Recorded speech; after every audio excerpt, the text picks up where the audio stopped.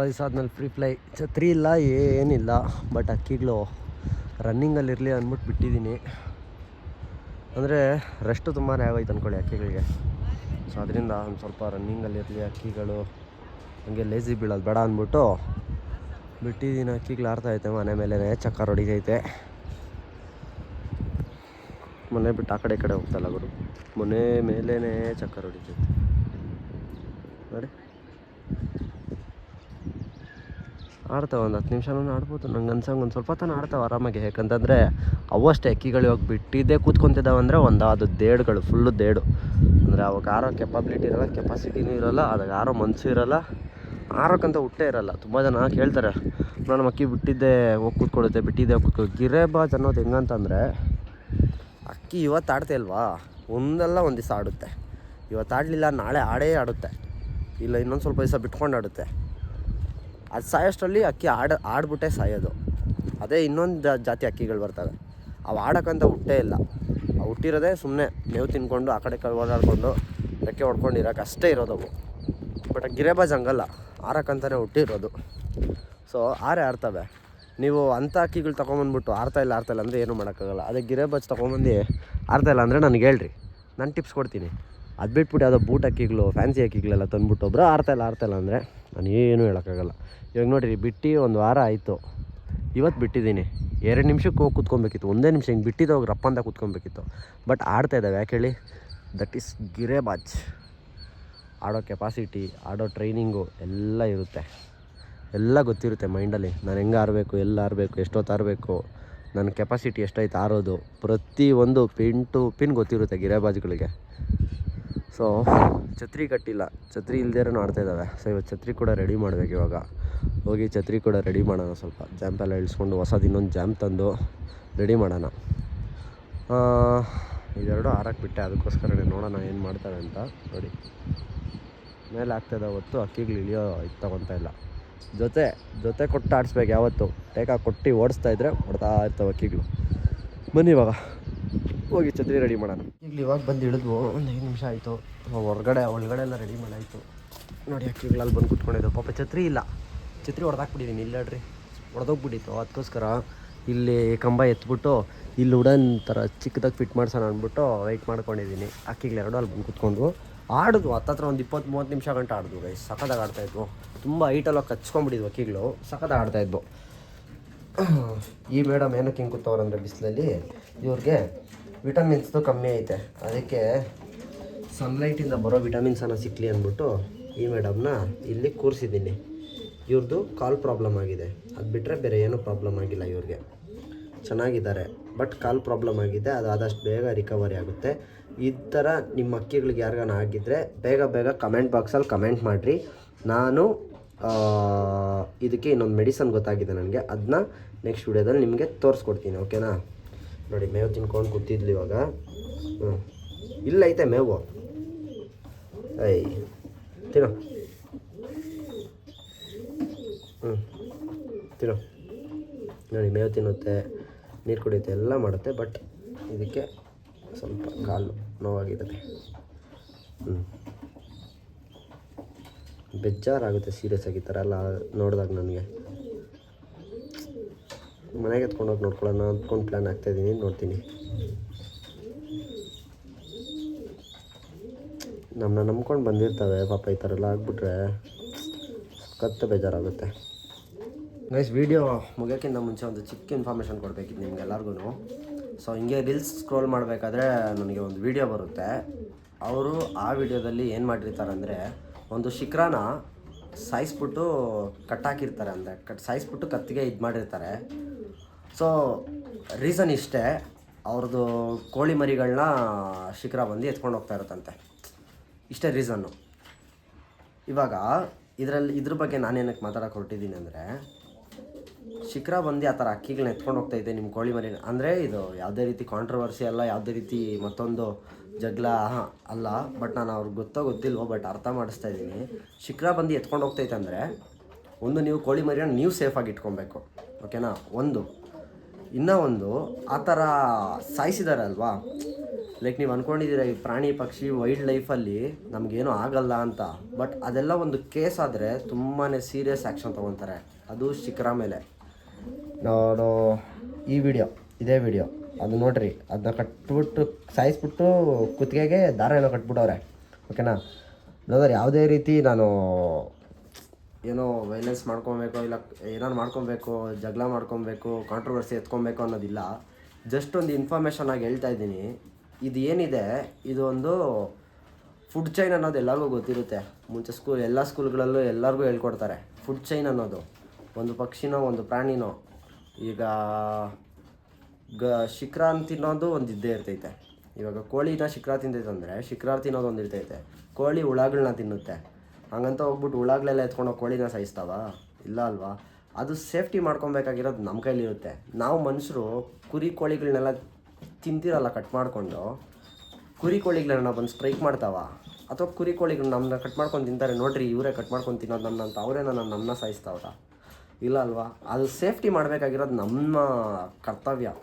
ಈಗ ಅದು ಶಿಖರ ಯಾವುದೋ ಮರಿಗೆ ಹೊಟ್ಟೆ ಸಿಗ್ತಾಯಿತ್ತೋ ಇಲ್ಲ ಅದ್ರ ಹೊಟ್ಟೆ ತುಂಬಿಸ್ಕೊಳ್ಳೋಕ್ಕೋ ಅದು ಕೆಲಸ ಮಾಡುತ್ತೆ, ಅದು ಮಾಡಲೇಬೇಕು.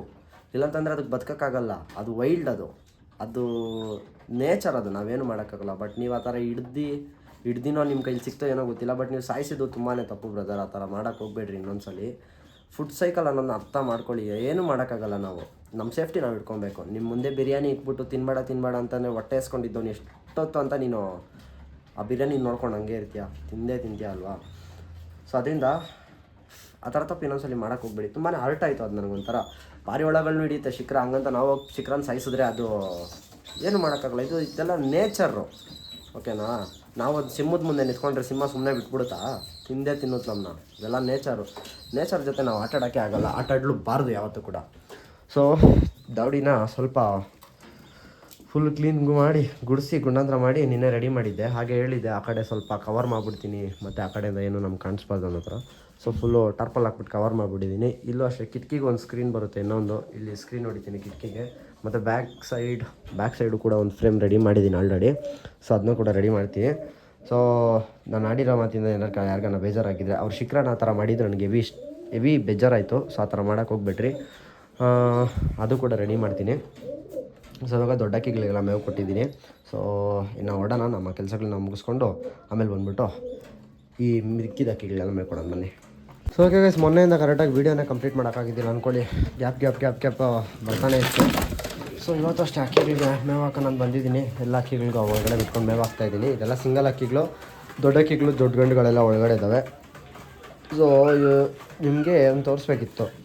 ಸೊ ತುಂಬ ಜನ ಅಂದ್ಕೊಂಡಿದ್ದೀರಾ ಅಕ್ಕಿಗಳು ರೈಸ್ ಐಟಮ್ ಎಲ್ಲ ಒಂದೊಂದ್ಸಲಿ ಕೊಡ್ತಾ ಇರ್ತೀರಿ, ಕೇಳ್ತಾ ಇದ್ದೀರಿ ನೀವು. ಸೊ ರೈಸ್ ಐಟಮ್ ಎಲ್ಲ ಕೊಡ್ತಾ ಇದ್ದೀರಲ್ಲ ಬ್ರೋ, ಏನೂ ಆಗಲ್ವಾ ಅಂತ. ಇವತ್ತು ನಾನು ನಮ್ಮ ಅಕ್ಕಿಗಳಿಗೆ ಬಿರಿಯಾನಿ ತಿನ್ನೋಕೆ ಕೊಡ್ತಾಯಿದ್ದೀನಿ. ಸೊ ಅದು ಎಲ್ಲ ರಾಗಿ ತಿಂತಾ ಇದ್ದಾವೆ ಆಲ್ರೆಡಿ. ಬಿರಿಯಾನಿ ಓಪನ್ ಮಾಡ್ಕೊಳ್ಳೋಣ. ಬಿರಿಯಾನಿ ಓಪನ್ ಮಾಡಿಬಿಟ್ಟು ಅಕ್ಕಿಗಳಿಗೆ ಬಿರಿಯಾನಿ ತಿನ್ಸೋಣ, ಓಕೆನಾ? ಇದು ತಿನ್ನುತ್ತಾ ಇಲ್ಲ ನೋಡ್ತಿರ್ತೀನಿ ಫಸ್ಟು. ತಿನ್ನು. ಅದು ನನ್ನ ಹತ್ರನೇ ತಿನ್ಸ್ಕೊಳಕ್ಕೆ ನೋಡ್ತೈತೆ, ನನ್ನ ಹತ್ರ ತಿನ್ಸ್ಕೊಳಕ್ಕೆ ಅನಿಸುತ್ತೆ. ಬಟ್ ಬೇರೆ ಅಕ್ಕಿಗಳು ಕೊಡ್ತೀನಿ ನೋಡಿರಿ. ಇವಾಗ ಬಿರಿಯಾನಿ ರೈಸ್ ಇದು, ಇಲ್ಲೆಲ್ಲ ಅಕ್ಕಿಗಳು ರಾಗಿ ತಿಂತಾ ಇದ್ದಾವೆ. ಆದರೆ ಬಿರಿಯಾನಿ ಎಲ್ಲ ನಾರ್ಮಲಾಗಿ ತಿಂತಾ ಇದ್ದಾವೆ. ಬಿರಿಯಾನಿ ತಿನ್ಸಿದ್ರೆ ಹೆಂಗೆ ತಿಂತಾವೆ ನೋಡಿ.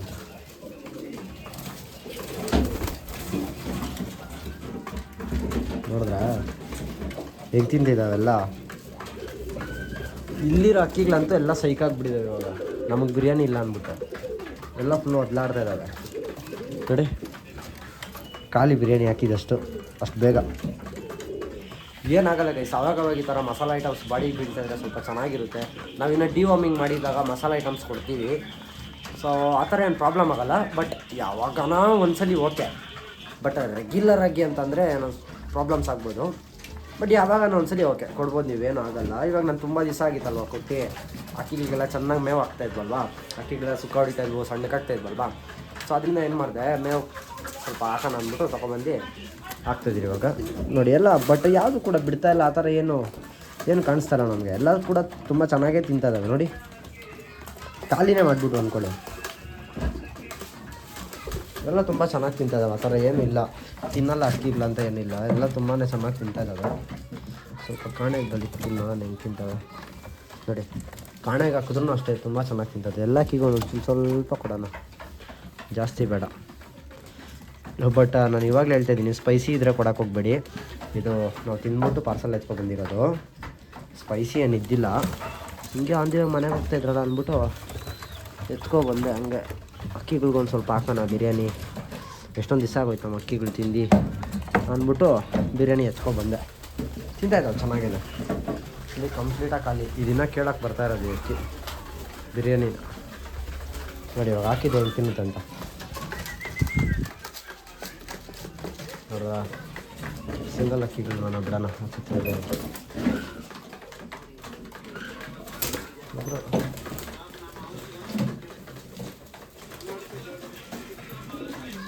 ಬರ ಆಚೆ.